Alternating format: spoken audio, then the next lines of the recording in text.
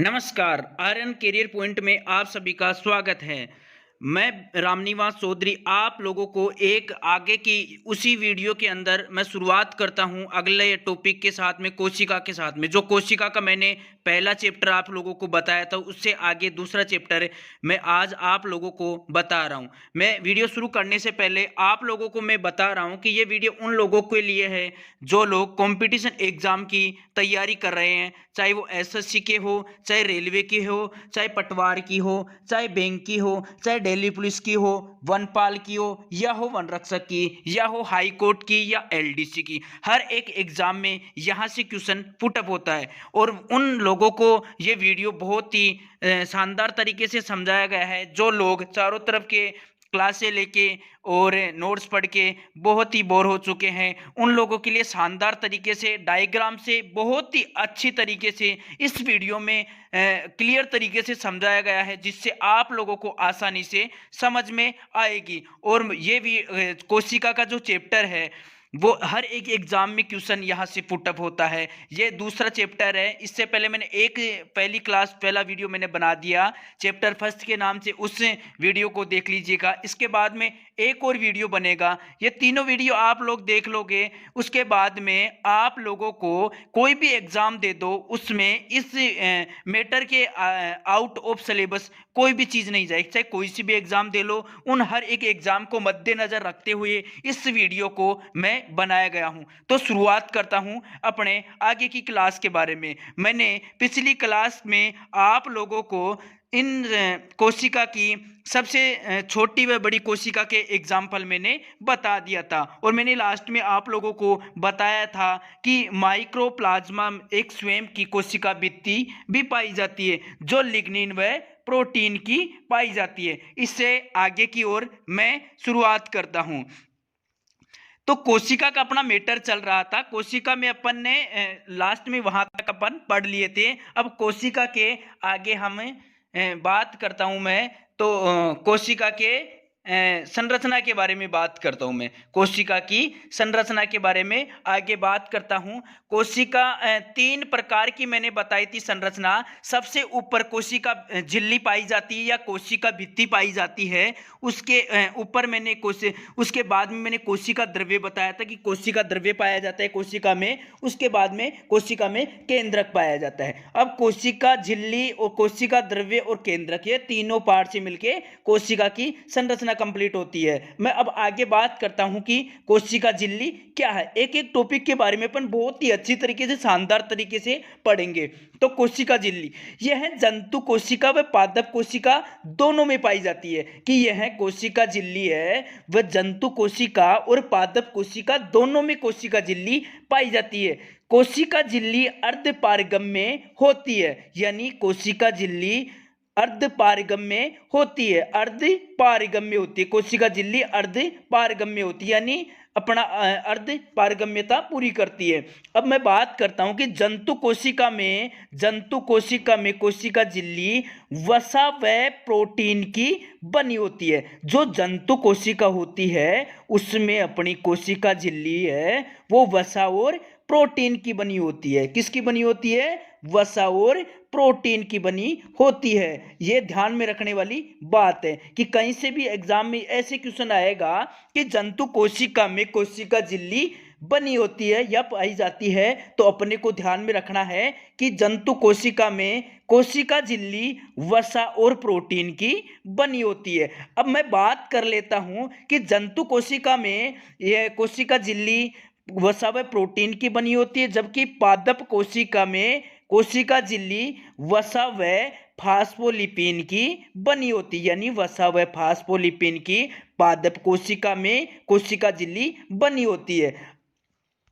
अब यहां तक आप लोगों को समझ में आ गया हो कि जंतुओं में तो वसा और प्रोटीन की बनी होती है और पादपों में वसा व फास्फोलिपिन की बनी होती है। अब आगे बात करता हूं कि कोशिका झिल्ली को कोशिका कला, यानी एक वैज्ञानिक थे केमर व नेगली, उस दोनों ने कोशिका झिल्ली को कोशिका कला के नाम से भी पुकारा है। उन्होंने कोशिका झिल्ली को कोशिका कला भी कहा है। दो वैज्ञानिक थे, केमर व नेगली। इन वैज्ञानिकों का अपना नाम ध्यान में रखना है कि यहां से क्वेश्चन ऐसे बनेगा कि कोशिका झिल्ली को कोशिका कला कौन से वैज्ञानिकों ने कहा? तो दो वैज्ञानिक है, केमर व नेगली। अब आगे की बात करता हूं मैं।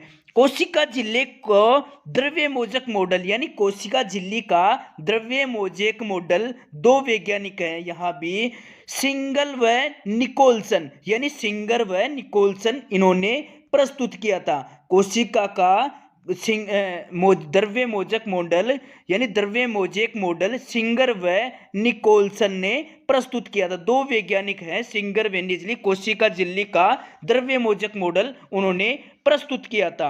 अब आगे मैं बात करता हूं, यहां तक आप लोगों को समझ में आ गया होगा। एक बार फिर से मैं बता देता हूं कि कोशिका झिल्ली है वह जंतु कोशिका व पादप कोशिका दोनों में पाई जाती है, यानी जंतु कोशिका में भी पाई जाएगी और पादप कोशिका में यह कोशिका झिल्ली पाई जाएगी। कोशिका झिल्ली अर्धपारगम्य होती है, यानी कोशिका झिल्ली होती है वो अर्धपारगम्य होती है, और जंतु कोशिका में कोशिका झिल्ली वसा व प्रोटीन की बनी होती है, और पादप कोशिका में कोशिका झिल्ली वसा व फास्फोलिपिड की बनी होती है। अब दो वैज्ञानिक थे, केमर व नेजली, उन्होंने कोशिका झिल्ली को कोशिका कला कहा, और सिंगर व निकोलसन दो वैज्ञानिक थे, उन्होंने कोशिका झिल्ली का द्रव्य मोजक मॉडल प्रस्तुत किया था। यहां तक आप लोगों को क्लियर होगा। मैं आगे अभी बात करता हूं कोशिका के संरचना के बारे में। कोशिका की झिल्ली के बाद में वहां पे एक कोशिका भित्ति भी पाई जाती है, यह है पादप कोशिका में ही पाई जाएगी, यानी कोशिका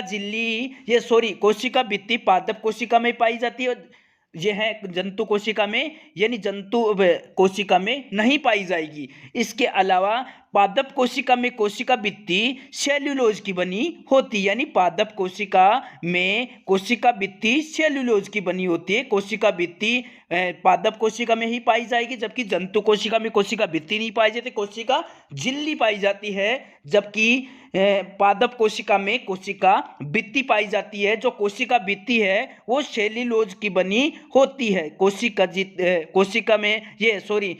भित्ति पादपों में सेल्यूलोज की बनी होती है। अब मैं बात करता हूं कि ये थोड़ा सा आउट ऑफ है, यहां मैं आपको क्लियर करा देता हूं कि मानव आहार नाल में सेल्यूलोज का पाचन, जो सेल्यूलोज नाम आया है इसी के बारे में बात कर रहा हूं कि जो मानव आहार नाल है, मानव आहार नाल में सेल्यूलोज का पाचन बड़ी आंत में होता है। ये अपने को ध्यान में रखने वाली बात है, बहुत से एग्जामों में ऐसे वाले क्वेश्चन भी आ जाते हैं कि सेल्यूलोज का पाचन होता है, तो मानव की बड़ी आंत में सेल्यूलोज का पाचन होता है। अब आगे यहां से आगे मैं बात कर रहा हूं कि ये कोशिका भित्ति के डायग्राम से भी आपको समझाया गया है कि जो कोशिका झिल्ली और कोशिका भित्ति, ये जो कोशिका भित्ति है, जो ये कोशिका भित्ति है जो पादपों में पाई जाती है, और पादप कोशिका में ये सेल्यूलोज की बनी होती है। आप लोगों को दिख रहा होगा कि ये जो पादप कोशिका में ये वाली जो कोशिका भित्ति है वो सेल्यूलोज की बनी होती है। अब आगे की मैं बात करता हूं कि कोशिका की संरचना के बाद कोशिका भित्ति और कोशिका झिल्ली के बारे में बात कर लिया, और 2 नंबर पे अपने आता है कोशिका द्रव्य यानी साइटोप्लाज्म। कोशिका द्रव्य की हम बात करें तो कोशिका द्रव्य के अंदर अलग अलग चीजें पाई जाती है, मैंने पहले भी आप लोगों को बता दिया है। यह केंद्रक व कोशिका झिल्ली के मध्य जेलीनुमा गाढ़ा द्रव्य पाया जाता है। ये जो केंद्रक होता है, ये जो कोशिका है, जो कोशिका की ये बाहर की कोशिका झिल्ली और ये अंदर कोशिका के केंद्रक, यानी जो अंदर जो होता है वो केंद्रक होता है। इन दोनों के जो चारों तरफ यानी बीच में जो गाढ़ा जेलीनुमा गाढ़ा पदार्थ पाया जाता है उसे ही कोशिका द्रव्य कहा जाता है। यही कोशिका द्रव्य होता है। इन कोशिका द्रव्य में निम्नलिखित संरचनाएं पाई जाती है कि कोशिका द्रव्य के अंदर क्या क्या पाया जाता है। कोशिका द्रव्य में पहली चीज होती है माइटोकॉन्ड्रिया पाया जाता है, और एक राइबोसोम पाया जाता है। 3 नंबर पे अंतःप्रदिवी जालिका पाई जाती है, और 4 नंबर पे लाइसोसोम पाया जाता है। 5 नंबर पे तारकाय पाया जाता है। 6 नंबर पे लवक पाया जाता है, और 7 नंबर पे गोल्जिकाय पाया जाता है। ये सी और डी एक ही है, ये थोड़ा प्रिंटिंग में मिसप्रिंट है। अंतःप्रदिवी जालिका है, ये जो अंतःप्रदिवी जालिका है सी और डी एक ही है। ये अंत यानी पहला तो माइक्रोकॉन्ड्रिया पाया जाएगा, दूसरा राइबोसोम पाया जाएगा, तीसरा अंतःप्रदेवी जालिका पाई जाएगी, चौथा लाइसोसोम पाया जाता है, पांचवा तारकाय पाया जाता है, छठा लवक और एक गोल्जिकाय। जो कोशिका द्रव्य यानी जो जेलीनुमा गाढ़ा द्रव्य पाया जाता है कोशिका भित्ति और केंद्रक के बीच में, जो कोशिका भित्ति है और केंद्रक के बीच में जो जेलीनुमा गाढ़ा द्रव्य पाया जाता है उसे ही कोशिका द्रव्य या साइटोप्लाज्म कहते हैं। इनमें इन लोगों यानी ये संरचनाएं पाई जाती, इन एक एक संरचना के बारे में अपन अध्ययन करते हैं। बात करते हैं सबसे पहले माइटोकॉन्ड्रिया की। जो कोशिका द्रव्य के अंदर सबसे पहली जो संरचना पाई जाती है माइटोकॉन्ड्रिया, उसके बारे में अपन बात करते हैं। तो माइटोकॉन्ड्रिया की सबसे पहले यानी खोज किसने की, कौन से वैज्ञानिक ने माइटोकॉन्ड्रिया की खोज की? सबसे पहले जो वैज्ञानिक की खोज की इस माइटोकॉन्ड्रिया की, उस वैज्ञानिक का नाम है कोलिगर। कोलिगर नामक एक वैज्ञानिक है, उन्होंने माइटोकॉन्ड्रिया की खोज की। अब भाई साहब ने तो खोज तो कर दी, लेकिन उन्होंने नाम नहीं रखा कि ये माइटोकॉन्ड्रिया है, उन्होंने तो बता दिया कि ये चीज है। तो उसके बाद में एक वैज्ञानिक आए सी वेंडा एक नामक वैज्ञानिक है, उन्होंने माइटोकॉन्ड्रिया का नाम रखा। खोज तो कोलिगर ने की है, ध्यान में रखने वाली बात है, खोज कोलिगर करता है और नाम सीवेंडा रखता है। फिर एक वैज्ञानिक आए भाई साहब, तो अल्टमान नामक एक वैज्ञानिक ने इस माइटोकॉन्ड्रिया को बायोप्लास्ट के नाम से भी कहा कि ये भाई साहब बायोप्लास्ट है। अल्टमान ने माइटोकॉन्ड्रिया को बायोप्लास्ट भी कहा। फिर एक फाइला नामक फ्लेमिंग नाम का वैज्ञानिक, उसने इस माइटोकॉन्ड्रिया को फाइला नाम भी दिया। फाइला ने इस माइटोकॉन्ड्रिया को फ्लेमिंग भी कहा, यानी अपने नाम के अकॉर्डिंग इन्होंने अपना नाम रखा। उसके बाद में बात करता हूं मैं इन्हें अन्य नाम से, माइटोकॉन्ड्रिया का अन्य क्या नाम है, तो इसे सूत्रकणिका के नाम से भी जाना जाता है। और एक नाम इनका एक और है अर्धस्वायत्त ससी अंग। अर्धस्वायत्त ससी अंग के नाम से भी माइटोकॉन्ड्रिया को जाना जाता है। मैं बात करता हूं माइटोकॉन्ड्रिया की, दोबारा से एक बार मैं बता देता हूं। जो माइटोकॉन्ड्रिया को आपको डायग्राम दिख रहा होगा, माइटोकॉन्ड्रिया ये है जेलीनुमा गाढ़ा पदार्थ, उसमें माइटोकॉन्ड्रिया पाया जाता है। सबसे पहले मैं बात करता हूं माइटोकॉन्ड्रिया की खोज कोलिगर ने की है, फिर नाम सीवेंडा ने दिया है, फिर एक बायोप्लास्ट कहा है अल्टमान ने, और एक फाइला कहा है फ्लेमिंग ने, और इसको अन्य नाम है सूत्रकणिका या अर्धस्वायत्त सस्यांग। इनके नामों से माइटोकॉन्ड्रिया की जानते हैं। ये आपसे माइटोकॉन्ड्रिया का अगर क्वेश्चन बनता है, इनसे बाहर कोई भी क्वेश्चन नहीं जाएगा। उसके आगे हम बात करते हैं कोशिका में माइटोकॉन्ड्रिया की। तो एक माइटोकॉन्ड्रिया है, उसे अपनी कोशिका का पावर हाउस यानी शक्ति ग्रह भी कहा जाता है। माइटोकॉन्ड्रिया है कोशिका का शक्ति ग्रह कहा जाता है। ये बहुत सी एग्जामों में और हर एक एग्जाम में ये यहाँ से क्वेश्चन पुटअप होता है, बहुत ही अच्छी तरीके से इसे पुटअप होता है कि कोशिका का पावर हाउस कहा जाता है। तो कोशिका का पावर हाउस माइटोकॉन्ड्रिया को कहा जाता है। माइटोकॉन्ड्रिया को कोशिका का शक्ति ग्रह कहा जाता है। ये 100% एग्जामों में यानी यहाँ से क्वेश्चन बहुत से बार पूछ लिया है, क्योंकि एक इजी क्वेश्चन है कि कोशिका का पावर हाउस या कोशिका का शक्ति ग्रह कहा जाता है। माइटोकॉन्ड्रिया को कोशिका का पावर हाउस कहा जाता है। अब आगे बात करता हूं कि माइटोकॉन्ड्रिया में ऊर्जा होती है वो एटीपी से एडीपी में,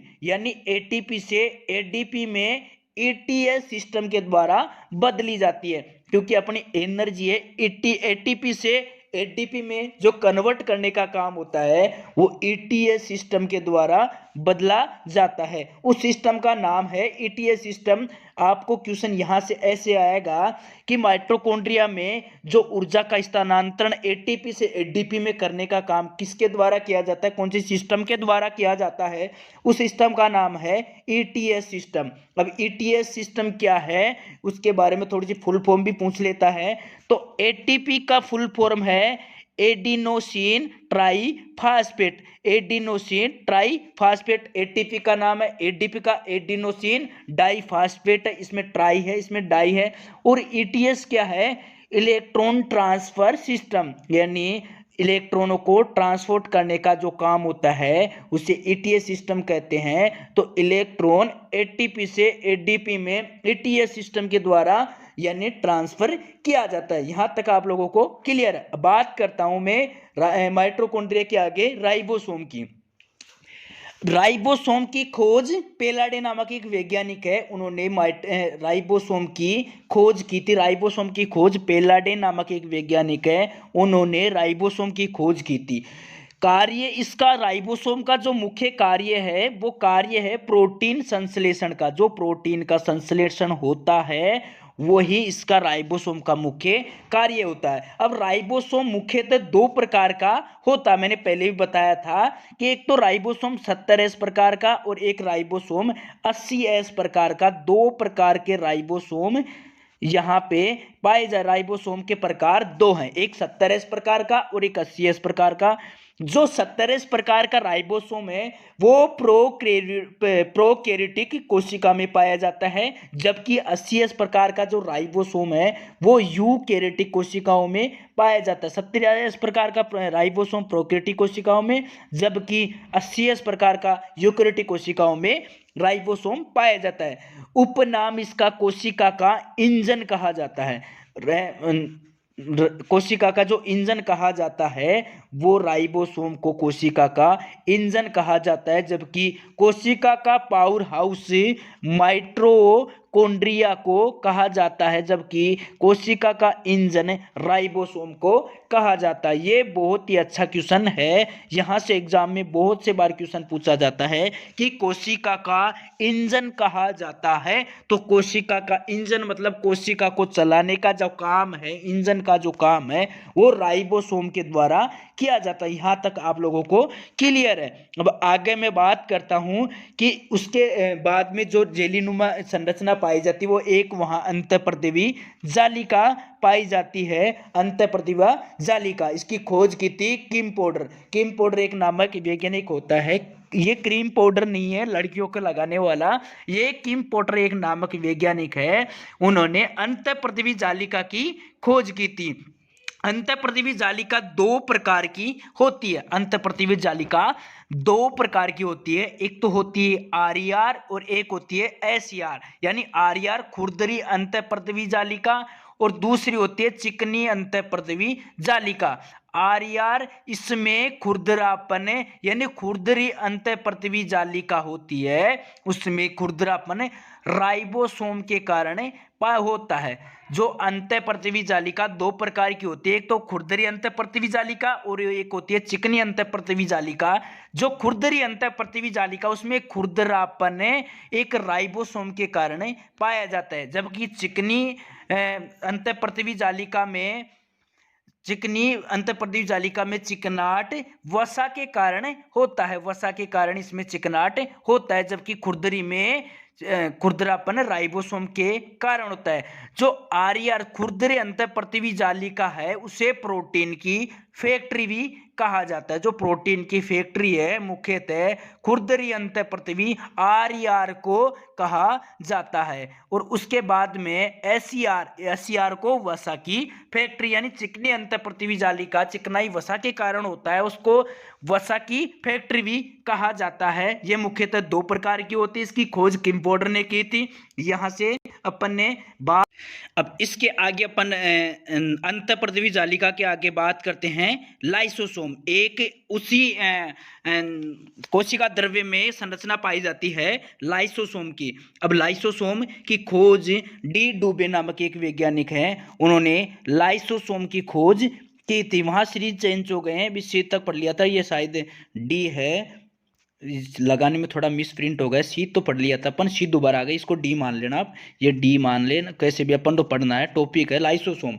लाइसोसोम एक उसके बाद में लाइसोसोम पाया जाता है।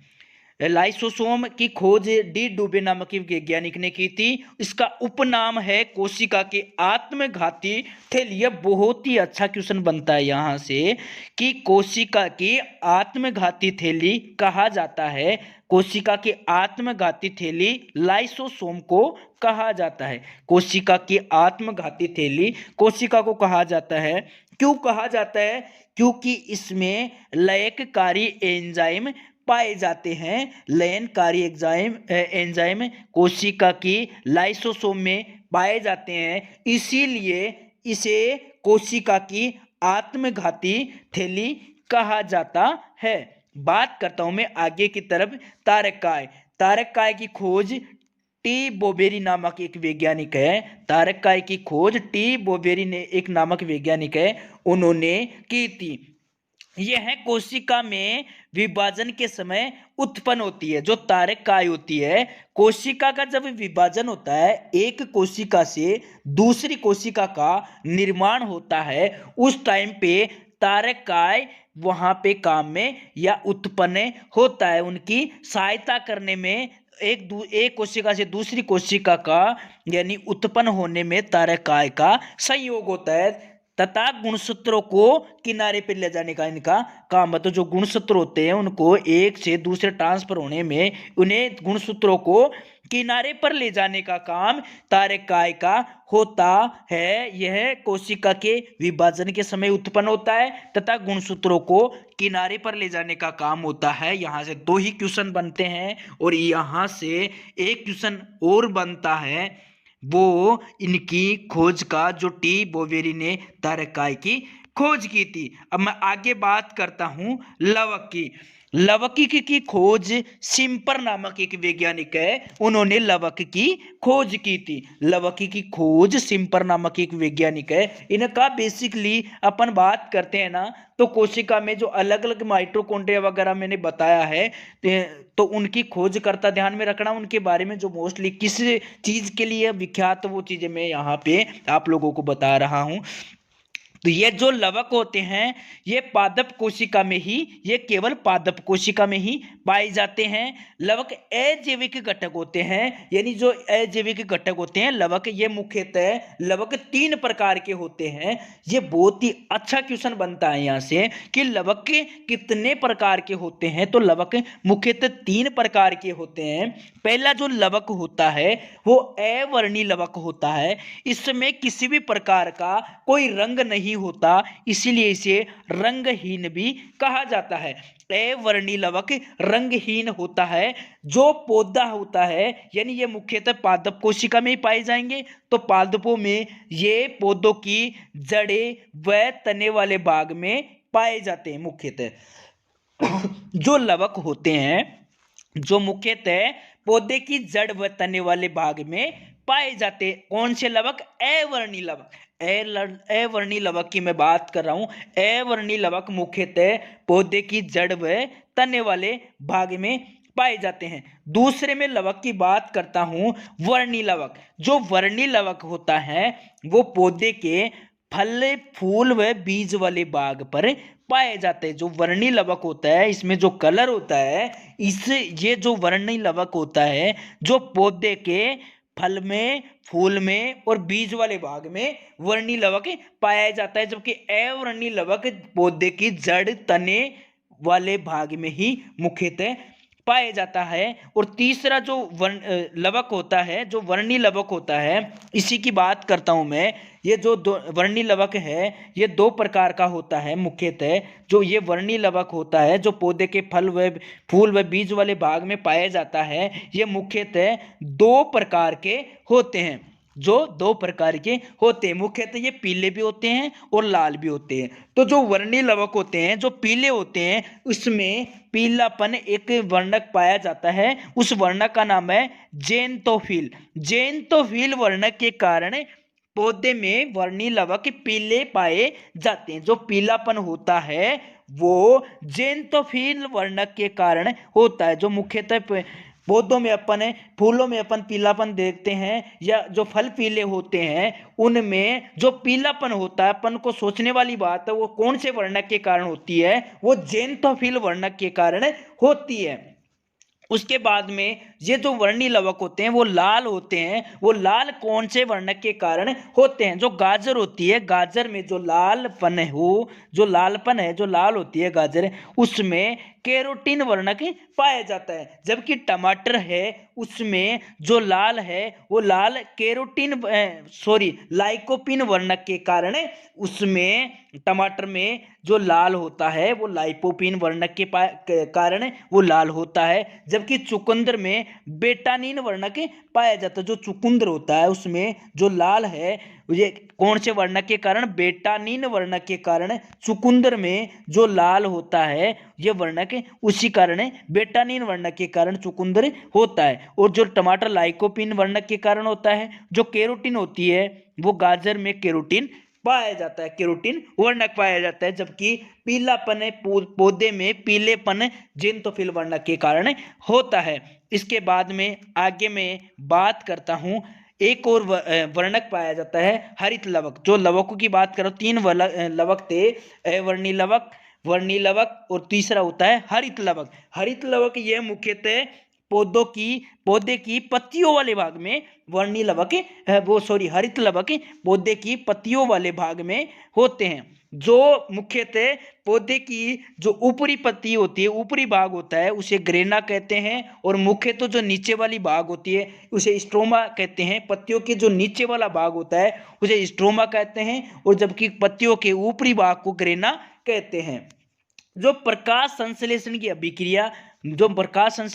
अभिक्रिया होती है वो मुख्यतः ग्रेना में ही होती है। जो ग्रेना होता है ऊपरी भाग उसी में प्रकाश संश्लेषण की क्रिया होती है।